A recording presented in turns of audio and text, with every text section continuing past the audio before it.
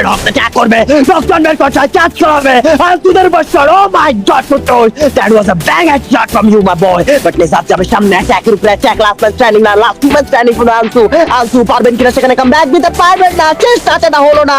Last 14 red Hawks with 20 elimination point. I don't know যে এই elimination point আর কত দূর গড়াবে, কারণ এখনো প্রায় 7টি টিম প্লেয়ার ঠিক আছে, 7টি প্লেয়ার ঠিক আছে, এবং সেখান থেকে দু একটি কিল তো কনফার্ম করে নিবেই। ইলেকট্রো টপ পজিশনে বসে থাকবে, বাট সেই ক্ষেত্রে গ্লুয়াল দিয়ে আটকে দেওয়া হয়েছে, তাদের নিচে নামার দরকার নেই, উপরেই বসে থাকো, বাকি ফাইটগুলো আমরা শেষ করে নিই, তোমাদের দেখে নেওয়া হবে, সুযোগ হবে। এন্ড রাইট নাও যদি কথা বলতে চাই 4টি টিমের মধ্যে, ফাসিন কি মনে হচ্ছে, আনসু ওয়াইটি আর নিলয় গেমিং নাকি এই মুহূর্তে রেড হকস, কোন টিমের পজিশন তোমার কাছে সেফ মনে হচ্ছে?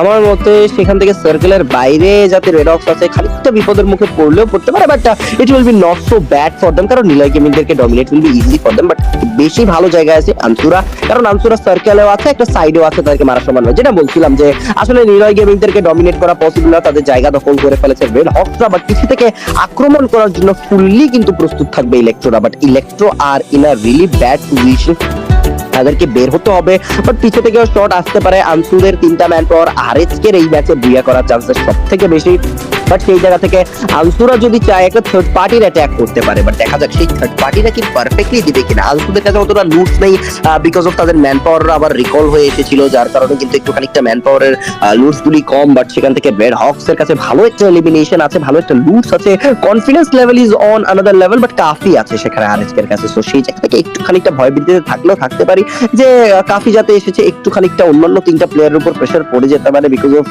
উই অল নো যে আসলে ব্লেড, দেন নেজাত, কুটুস এন্ড ফ্লিকার যেই পরিমাণে অসম লেভেলের গেম প্লেতে কাফি অতটুকু দিতে পারে না। He is a backbone of the team, সে মোটামুটি এভারেজ সেখান থেকে খেলতে পারে, বাট সেখান থেকে অ্যাজ আ রেজাল্ট দেখা যাক যে কাফি থাকা অবস্থায় সেখানে আরএচকে আসলে কেমন কামব্যাক দেয়। একটা টাইমে কাফি was a really great player, but recent টাইমে কাফি অনেকটা ডাউনফলের শিকার হয়েছে। বাই বিগ ব্রাদার হিসেবে বাই কাফি পুরো টিমটাকে এজ আ লিডার হিসেবে খুবই সুন্দর করে গুছিয়ে রাখে, যেমন ব্লেডের কান্না সেখানে মুছে দিচ্ছিল, আমি দেখতে পাইছিলাম একটা ক্লিপে।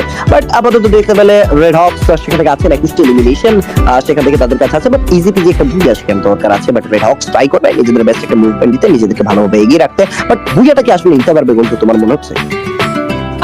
I don't know, but full roster আছে, বিশ্বাসটা তো রয়েছে, এবং অপোনেন্ট হিসেবে যারা আসলে রয়েছে ইলেকট্রো, আনসু, এই দুটো টিমের কাছে যথেষ্ট পটেনশিয়ালিটি আমরা শুরু থেকে দেখছিলাম। আই ডোন্ট নো যদি বুয়া চলে আসে তবে এটা একটা ভালো ব্যাপার অবশ্যই, বাট ইয়াসা একটু হলেও অ্যাডভান্টেজে থাকবে। রেড হকস 43% রেশিও রয়েছে টিমটির কাছে। একটা ট্রেবলের চেষ্টা, কাফি ট্রেবলটা চার্জ করেছেন, এবং এখন পর্যন্ত ইলেকট্রোর কথা যদি বলি, তারা খানিকটা চুপটি করে বসে আছেন, তারা সুযোগ সংহারী, তারা অপেক্ষায় আছে কখন ফাইটে জড়াবেন আনসু ওয়াইটি এন্ড রেড হকস, সেই ফাইট থেকে সুযোগ কিভাবে বের করে নেওয়া যেতে পারে সেটার অপেক্ষায় বসে আছে ইলেকট্রো।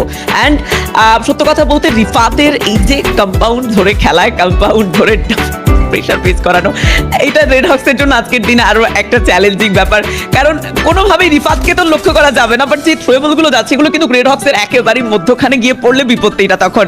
উইথ 21 এলিমিনেশন পয়েন্ট, তারা যথেষ্ট পয়েন্ট কালেক্ট করেছে, পজিশনেও 7টি পয়েন্ট পেয়ে যাবে, বাট এবার প্রশ্ন হলো তবে বুইয়াটা কি সিকিউর করতে পারছে কিনা। প্রিভিয়াস ম্যাচে আমরা প্রায় 30+ পয়েন্ট কালেক্ট করতে দেখেছিলাম রেড হকসকে, আজকের এই ম্যাচ তো 40 ক্রস করে নিবে আই গেস, যেভাবে তারা খেলছেন, এবং অলরেডি ইলেকট্রো ফাইটে এঙ্গেজড হয়েছে। আনসু ওয়াইটিরা একেবারেই চুপটি করে বসে আছে, একের পর এক চার্জ, একের পর এক ট্রেবল, এবং সেই ক্ষেত্রে আনসু ওয়াইটিরা চুপটি করে থাকলেই পারতেন, কেনই বা সেখানে ফাইটে যুক্ত হতে গেলেন। এবার খানিকটা নজর চলে গিয়েছে আনসু ওয়াইটিদের দিকেও, এবং দুপাশের ফাইট একসাথে ফেস করতে হবে টিম ইলেকট্রোকে। লেটস সি একটা বিগ ম্যাচ ঠিক কোন টিম বের করতে পারে, বাট প্রশংসার কথা যদি বলতে হয় তবে 3টি টিমই প্রশংসনীয় খেলছেন আজকের এই পঞ্চম ম্যাচে এসে।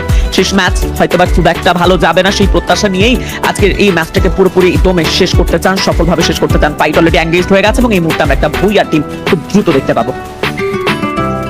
অবভিয়াসলি আমরা সেই জায়গা থেকে নিজেদেরকে অনেক বেটার ভাবে তারা এগিয়ে রেখেছেন, সামনের দিকে প্লেয়ারও আছেন, অ্যাটাক গুলো করছেন, নকজন বের করছে, ইলেকট্রো থেকে রোমান নেবেন নকজন, আর চার্জ একটি আসবে, বাট লেফট হ্যান্ড সাইডেও কিন্তু কিছু প্লেয়ার্স অ্যাটাকটা দিতে চাইবেন, বাট সেই জায়গা থেকে দেখতে পাচ্ছি আমাদের মাঝখানে 3টি জাস্ট টিম, বাট 2টি টিমে আমরা কিন্তু লুকিয়ে ফেলবো, বাট ইলেকট্রো গেটে যাওয়ার সামনে যাবে, রেড হকস অ্যাটাক করবে, নকজন বের করছে, চার্জ করাবে আনসুদের বছর। ও মাই গড ফুটুস, that was a bang shot from you my boy, but নেজাত যাবে সামনে, অ্যাটাকের উপরে অ্যাটাক, লাস্ট ম্যান স্ট্যান্ডিং না, last two man standing for Ansu Ansu পারবেন কিনা সেখানে কাম ব্যাক দিতে পারবেন না, চেষ্টাটা হলো না। কুট্টুসের শেষ shot and the booyah goes to team ready. Red Hawks and Kuttus the most dangerous and valuable player, and what a message it was in the last moment. Oh my god, it was smooth and steady for Red Hawks, bhai.